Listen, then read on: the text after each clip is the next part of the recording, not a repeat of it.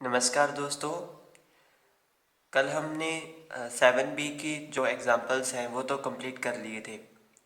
आज हम exercise 7B शुरू करेंगे, जिसका पहला क्वेश्चन है, यदि matrix A n cross n के आइगन मान लैम्डा 1 से लेके n तक है तथा k कोई अदिश है तो दिखाइए कि जो फर्स्ट कंडीशन है उसमें हमें दिखाना होगा के लैम्डा 1 के लैम्डा 2 डैश डैश के लैम्डा n मैट्रिक्स के ए के आइगन मान है।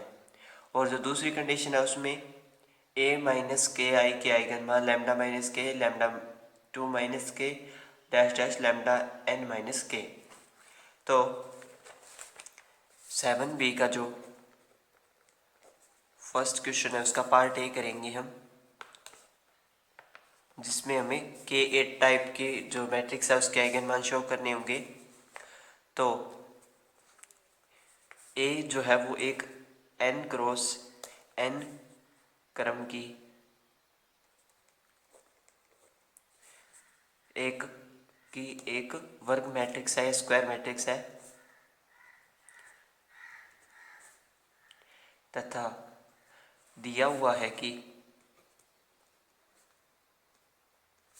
लैम्डा आई जो है वो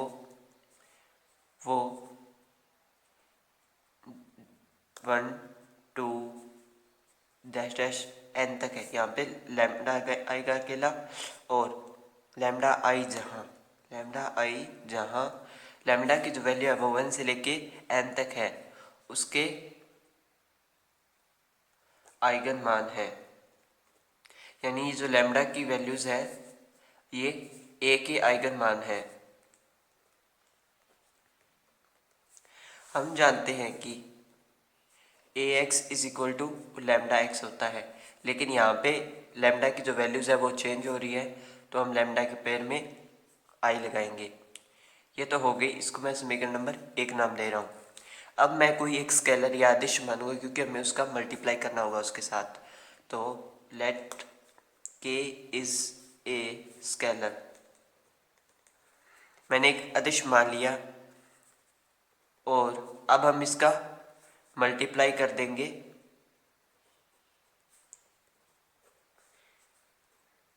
ए के साथ।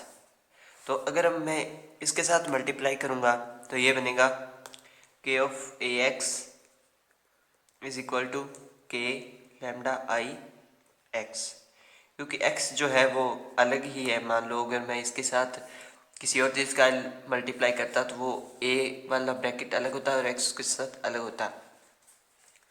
के आई लैम्डा जो के लैम्डा आई है वो मैट्रिक्स के ए के आइगन मान है। हम जानते हैं कि अगर A x is equal to lambda x अगर हो जाता है तो जो ये ए मैट्रिक्स है उसका आइगन मान लैम्डा होता है। तो उसी प्रकार ये के एक मैट्रिक्स है और ये उसके आइगन मान है। तो उसमें किस प्रकार के आइगन मान मिलेंगे? अगर मैं आई की वैल्यू पुट करूँ 1 से n तक, तो के लैम्डा 1 के लैम्डा 2 डैश डैश के लैम्डा n, ठीक है।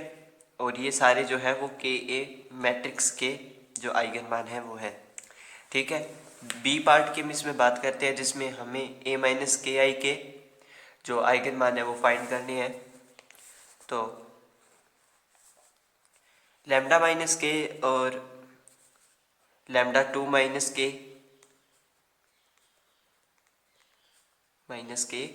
Dash dash lambda n minus के, ये किसके ए माइनस के आई के आइगन मान है,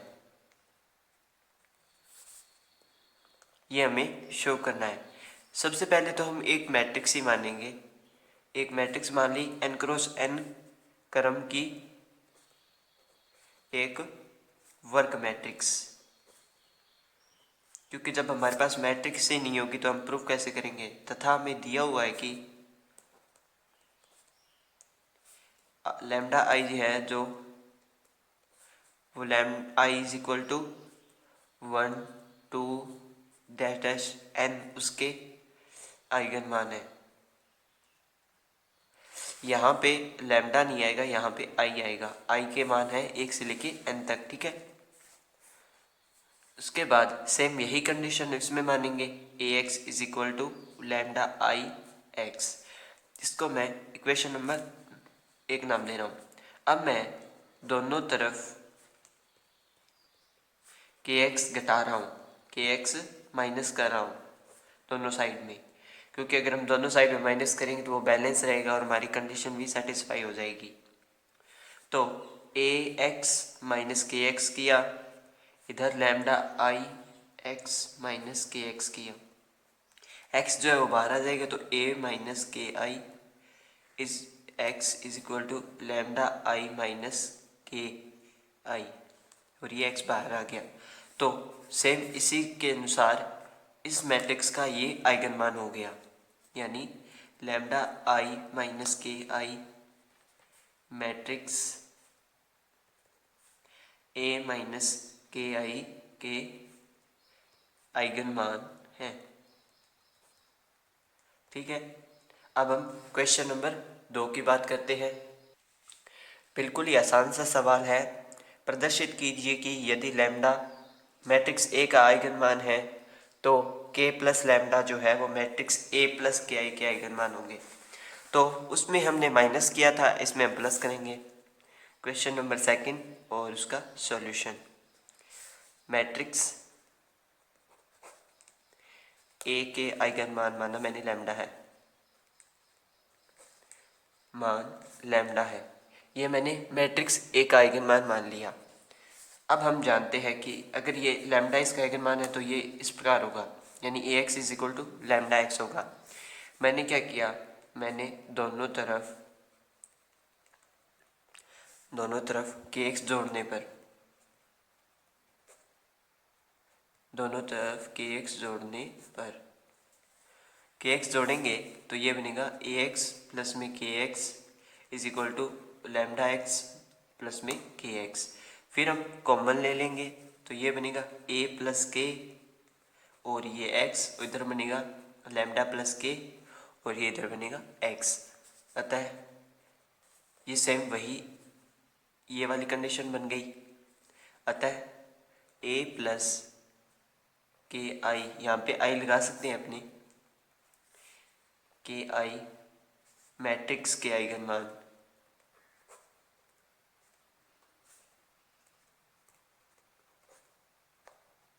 लैम्डा प्लस के आई है। ये तो हो गया क्वेश्चन नंबर 2। अब क्वेश्चन नंबर 3 की बात करते हैं।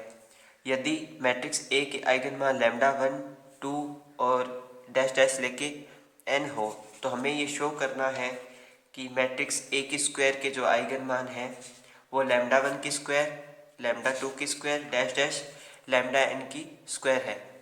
तो क्वेश्चन नंबर 3 सॉल्यूशन। मैंने क्या किया, माना मैट्रिक्स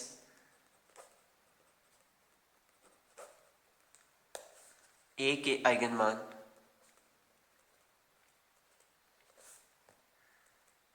लैम्डा आई है, आई इज इक्वल टू 1, 2, 3 से लेके है, ठीक है, एन तक जो वैल्यूज आएगी, जितनी भी हमें दी हुई है वहाँ तक वैल्यूज आएगी, ठीक है। और A x is equal to lambda I x है, क्योंकि अगर हमें आइगन मान माने हैं तो ये जो कंडीशन है वो सेटिस्फाई ऑटोमेटिकली हो जाएगी, ठीक है। अब मैं क्या कर रहा हूँ, इसको मैं इक्वेशन नंबर 1 मान रहा हूँ। समीकरण 1 में दोनों तरफ ए से गुणा करने पर, क्योंकि यहाँ पे जो एक स्क्वायर है वर्ग सब मैट्रिक्स का यूज हो रहा है, A x is equal to a lambda I x, तो एक स्क्वायर हो गया, ये एक स्क्वायर एक्स बनेगा इधर, और इधर हम लैम्डा एक्स को अलग कर लेंगे, मतलब लैम्डा को इधर ले आएंगे और ए एक्स को इकट्ठा करेंगे, ठीक है। अब मैं समीकरण 1 से वैल्यू पुट करूंगा, ये बनेगा एक square x is equal to lambda I और इसकी वैल्यू यहाँ से लैम्डा आई एक्स, तो एक square x is equal to lambda I की स्क्वायर एक्स, ये हमने इसकी वैल्यू पुट कर दी और हमने शो कर दिया कि जो वैल्यूज़ है वो इस प्रकार होगी, यानी अगर एक ए मैट्रिक्स है तो इसका आइगन मान लैम्डा है, और एक ए स्क्वायर अगर मैट्रिक्स है तो लैम्डा आई के स्क्वायर उसका आइगन मान है। अगर आई की हम वैल्यू 1 से लेके n तक है, अगर इसमें दिया हुआ है हाँ n तक है, तो n तक पुट करेंगे तो हमारे पास जो आइगन मान है वो n तक आ जाएंगे। क्वेश्चन नंबर 3 यहाँ पे कंप्लीट होता है। उसके बाद क्वेश्चन नंबर 4 की बात करते हैं। प्रश्न 4 में है, प्रदर्शित कीजिए कि मैट्रिक्स A तथा C इनवर्स ए सी के समान आइगन मान होते हैं। मतलब A और C इनवर्स ए सी के आइगन मान समान होते हैं। तो शुरू करते हैं। क्वेश्चन नंबर 3, मैट्रिक्स A तथा C इनवर्स ए सी के आइगन मान समान, ये हमें फाइंड करना है क्या समान होते हैं। तो मैंने क्या किया, माना ये क्वेश्चन नंबर 4 है, माना A का आइगन मान लैम्डा है,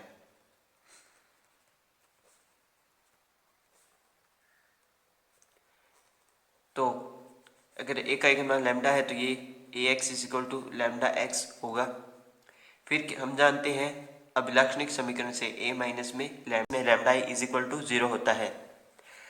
अब मैं क्या करूँगा, ए जो है और लैम्डा है उनको इक्वल में ले जाऊँगा, यानी मोड को उठा के ए इज इक्वल टू मैंने लैम्डा ही कर दिया।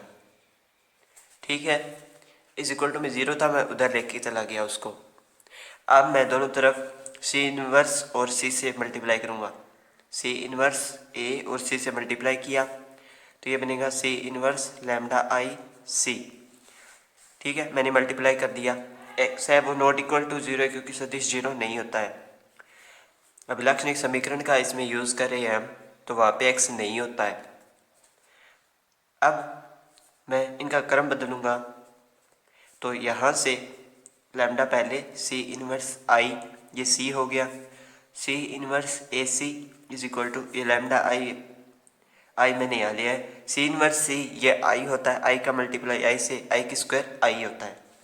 अब मैं वापस इसको इधर लेके आऊँगा, तो ये बनेगा mod of C inverse A C minus में lambda I is equal to 0। मैं इसको वापस इधर ले आया और मोड को मैंने वापस लगा दिया। अब अगर मुझे यहाँ पे x लाना है तो मैं क्या करूँगा, मोड हटा दूंगा, सी इनवर्स ए सी माइनस में लैम्डा आई और मल्टीप्लाई में x इज इक्वल टू 0। तो ये जो है अभिलाक्षणिक मैट्रिक्स आ गई है। अतः सी इनवर्स ए सी के आइगन मान भी लैम्डा है। ये हमने इसका आइगन मान ज्ञात कर लिया है। क्वेश्चन नंबर 5 की हम इसमें बात करते हैं। इसमें हमें अभिलाक्षणिक मूल तथा उसके संगत अभिलाक्षणिक सदिश ज्ञात करनी है। क्वेश्चन नंबर 5 हम शुरू करते हैं। जो वैल्यूज है वो हमें ए बी सी की फॉर्म में दी हुई है। सॉल्यूशन, मैट्रिक्स जो ए है वो है ए एच जी 0 बी 0 0 0 सी। तो अभिलाक्षणिक मूल तथा सदिश ज्ञात करने के लिए सबसे पहले हमें अभिलाक्षणिक समीकरण ज्ञात करनी होती है, कैरेक्टरिस्टिक इक्वेशन। तो उसमें क्या होता है, मोड ऑफ ए माइनस में लैम्डा इज इक्वल टू 0 हमें पुट करना होता है। इसको मैंने इक्वेशन नंबर 1 नाम दे दिया। ठीक है, अब हम अभिलाक्षणिक समीकरण किस प्रकार बनेगी उसके लिए हम मैट्रिक्स में से ए माइनस में लैम्डा आई करेंगे, एच जी 0 बी माइनस में लैम्डा 0 0 0 सी माइनस में लैम्डा इज इक्वल टू 0। ये इसको मैंने समीकरण नंबर 2 नाम दे दिया है। यहाँ पे हम इस प्रकार की जो लाइन्स है उनको ड्रॉ करेंगे क्योंकि ये सारणिक में आती है। मैट्रिक्स को कभी भी हम उसका मापांक नहीं निकाल सकते, उसको हल नहीं कर सकते, लेकिन सारणिक में जो है हम क्रम वाइज इनकी जो वैल्यूज़ है वो फाइंड करते हैं। तो अगर मैं इसे हल करूँगा तो मेरे पास मैं इस जैसे ये कॉलम है तो ये कॉलम लेके चलूँगा। तो हल करने के लिए मैंने ए माइनस में लैम्डा आई तो इन दोनों का मल्टीप्लाई माइनस ही है, तो ये बनेगा b माइनस में लैम्डा और c माइनस में लैम्डा और इज इक्वल टू 0। क्योंकि इसके बाद ये भी 0 ये भी 0, तो ये थोड़ा आसान हो गया मेरे लिए। अब यहाँ से जो लैम्डा के गुणन करना है वो a b और c आया है। पहले इसको 0 के बराबर करेंगे तो लैम्डा बराबर a फिर b फिर c, तीनों आ गए हैं। अब ये तो जो है आइगन मान है। अब हमें आइगन सदिश ज्ञात करनी है, तो पहले a पुट करेंगे फिर आइगन सदिश, b पुट करेंगे फिर आइगन सदिश और फिर c पुट करेंगे फिर आइगन सदिश। तो आइगन सदिश के लिए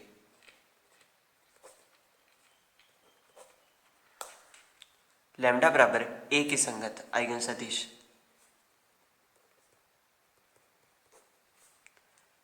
आइगन वेक्टर।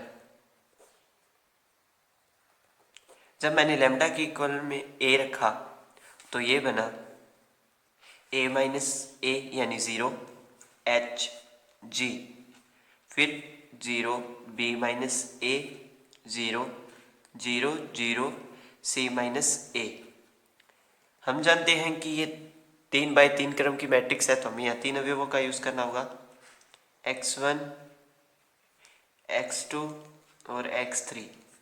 ठीक है, इक्वल में हमेशा 0 0 रहता है, मैंने आपको पहले एग्जांपल्स में बता दिया है। अब हम इनका मल्टीप्लाई करेंगे और इक्वेशन से वैल्यूज फाइंड करेंगे। जब मैंने मल्टीप्लाई किया तो पहली इक्वेशन बनेगी 0x1 प्लस hx2 प्लस में gx3 is equal to 0। Equation A नाम दिया, फिर 0x1 प्लस में b माइनस ए x2 प्लस में 0x3 is equal to 0, equation B.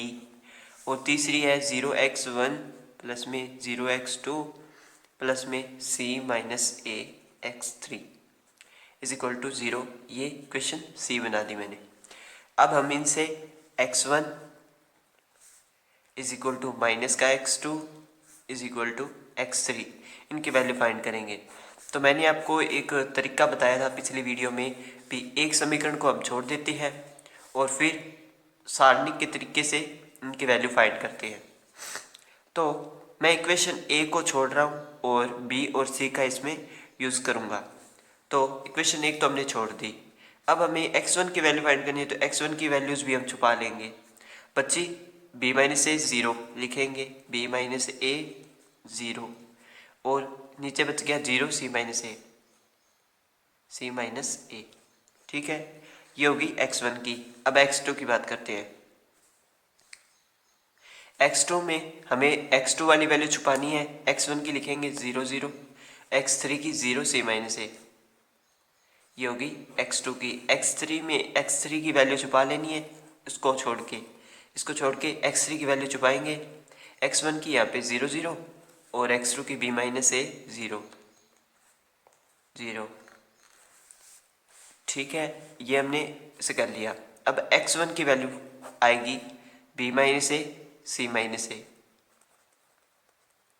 Is equal to x minus का x2 है, इसका 0 इसका भी 0 0 आएगा और x3 में भी 0 आएगा। ठीक है, और ये हमेशा एक k के इक्वल होता है। ठीक है, k के।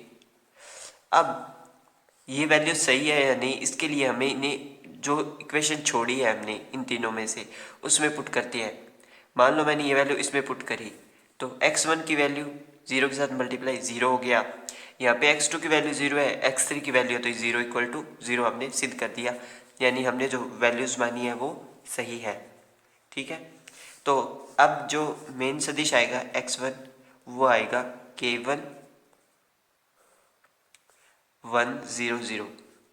ये जो है हमने पहला सदिश ज्ञात कर लिया। किस प्रकार, यहाँ पे x1 की वैल्यू जो है वो हमने k b माइनस ए और c माइनस ए मान ली, क्योंकि इसके इक्वल में इन दोनों को छोड़ के जब हम k आएगा इसके इक्वल में, इसका मल्टीप्लाई इस k के साथ कर दिया, k के साथ कर दिया तो इनका मल्टीप्लाई से हम नया कोई अवयव बना लिया k1 और x2 और x3 जो कि पहले से ही 0 है। ठीक है, a तक तो हमने कर लिया। अब हम b की बात करते हैं। b के लिए हमें लैम्डा बराबर b के संगत अभिलाक्षणिक सदिश ज्ञात करने हैं। तो उसके संगत मैंने क्या माना, ये x2 सदिश है और ये उसकी सारणिक है, वैल्यू हम इसमें पुट करेंगे। जब मैंने लैम्डा की जगह b पुट किया तो मेरे पास जो हल करने की जो सारणिक आई वो आई a minus b h g 0 0 0 0 0 c minus b is equal to x1 x2 x3 is equal to 0 0 0। ये हमेशा 0 ही रहता है, हम जानते हैं। अब हम इसे मल्टीप्लाई करेंगे तो ये a minus b x1 plus hx2 gx3 is equal to 0। फिर यहाँ पे 0x1 0x2 प्लस में c माइनस बी x3। हम दो इक्वेशन से x1 x2 x3 की वैल्यू फाइंड करेंगे और हमें तीसरी इक्वेशन में रखने की ज़रूरत ही नहीं है क्योंकि वो पहले से ही 0 है, तो वो कंडीशन को सेटिस्फाई करवा देगी। तो कोई भी वैल्यू आए वो सही होगी, ठीक है। तो x1 की वैल्यू फाइंड करते हैं। इसमें x1 को छोड़ेंगे, h0 कॉलम वाइज बोल रहा हूँ, h0 g c minus B. फिर x2 के लिए यहाँ पे माइनस आता है हमेशा जब हम इस मेथड का यूज़ करते हैं। a minus b 0 0 g c minus b, ठीक है। और x3 a minus b h 0 0 is equal to k होता है एक अचर, ठीक है। तो x1 की जो वैल्यू आई वो आई h c minus b, minus में x2 की जो वैल्यू आई वो आई a minus b c minus b, और x3 जो है उसकी वैल्यू 0 और इक्वल में k पड़ा है, ठीक है। अब x2 की मतलब जो सदिश है उसमें वैल्यू पुट करते हैं तो k तो आएगा ही साथ में क्योंकि सभी के साथ मल्टीप्लाई हो रहा है। यहाँ से h c माइनस बी, इसमें a minus b c minus b और ये 0। यहाँ से हम c माइनस बी को कॉमन ले लेंगे तो वो k1 को k2 में कन्वर्ट कर देगी। जब हमने c माइनस बी लिया तो मैंने k को k ये बनेगा k c माइनस बी। इस मल्टीप्लाई वैल्यू को मैं k2 मानूंगा, ठीक है। तो मैंने यहाँ पे k2 किया और यहाँ पे बचा h a माइनस बी और 0। यहाँ पे भी माइनस का साइन आएगा क्योंकि ऊपर माइनस का x2 है, मैं भूल गया था लगाना। यहाँ पे भी माइनस आएगा, आप भूल मत जाना, गलत हो जाएगा। तो ये सदिश आ गया x2। अब लैम्डा बराबर c के संगत हम वैल्यू फाइंड करेंगे। जब मैंने लैम्डा की जगह c पुट किया तो ये a minus c h g 0 b minus सी 0 0 0 0। तीसरी इक्वेशन यहाँ पे 0 है और ये बना x1 x2 x3 equal to में 0 0 0। सेम समीकरण बनाएंगे हम इसमें। तो a minus c x1 plus में h x2 प्लस में g x3 is equal to 0 और 0 x1 प्लस में b माइनस सी x2 प्लस में 0 x3 इज इक्वल टू 0। फिर हम सेम मेथड का यूज़ करेंगे, यानी x1 ओवर में ये h b माइनस सी g और ये 0, ठीक है। माइनस का x2 a minus C 0 g 0 और x3 is equal to a minus C 0 h b minus C. अब हम इन मैट्रिक्स को हल करके जो x1 x2 x3 की वैल्यूज़ है वो फाइंड कर लेते हैं। तो यहाँ पे जो x1 की वैल्यू आएगी वो आएगी g c माइनस बी, क्योंकि ये b माइनस सी था और माइनस हो रहा था तो मैंने माइनस को प्लस कर दिया, ठीक है। माइनस का x2 ओवर में 0 x3 के बटा में a माइनस सी और b माइनस सी का मल्टीप्लाई आ गया। अब जो हमारा तीसरा सदिश आएगा x3, उसमें k3, क्योंकि इक्वल में k आता है तो इसको k3 मान लिया। यहाँ पे g c minus b x1 की ये 0, ये a माइनस बी और ये b माइनस सी x3 की वैल्यू हमने पुट करी। अब c माइनस बी हम इसमें से कॉमन लेंगे तो या तो इस पे साइन आएगा नेगेटिव या ऊपर वाले भी साइन नेगेटिव आएगा। तो मैंने जब कॉमन लेके k से मल्टीप्लाई कर दिया तो वो k में कन्वर्ट हुआ, k में कन्वर्ट हो गया और जो सदिश बचा वो हमारे पास बचा माइनस का g0 a माइनस बी, यानी जो हमने कॉमन लिया था वो वैल्यू ये थी k3 b minus c is equal to ये k के इक्वल हो गई। ठीक है, इसको मैंने k बना दिया है। क्वेश्चन नंबर 5 तक हमने कर लिए हैं। अब आगे नंबर्स वाली वैल्यू है। क्वेश्चन नंबर 8 आपको नहीं करना है क्योंकि ये गलत है। 6, 7, 9 और 10 ये आप खुद करके देखिए। अगर आपको किसी प्रकार की परेशानी हो तो आप मुझे कमेंट कर सकते हैं। वैसे मैंने आपको इस प्रकार के उदाहरण पहले करवा दिए हैं। तो आज जो है 7B कंप्लीट हो गया है। उसके बाद इसकी बची हुई जो आगे की थ्योरम्स हैं और एक और प्रश्नावली इसकी बच रही है तो वो हम आने वाली वीडियो में करेंगे। वीडियो पसंद आए तो लाइक कर दीजिए, अपने फ्रेंड्स के साथ शेयर कर दीजिए और चैनल सब्सक्राइब कर लीजिए। वीडियो देखने के लिए धन्यवाद।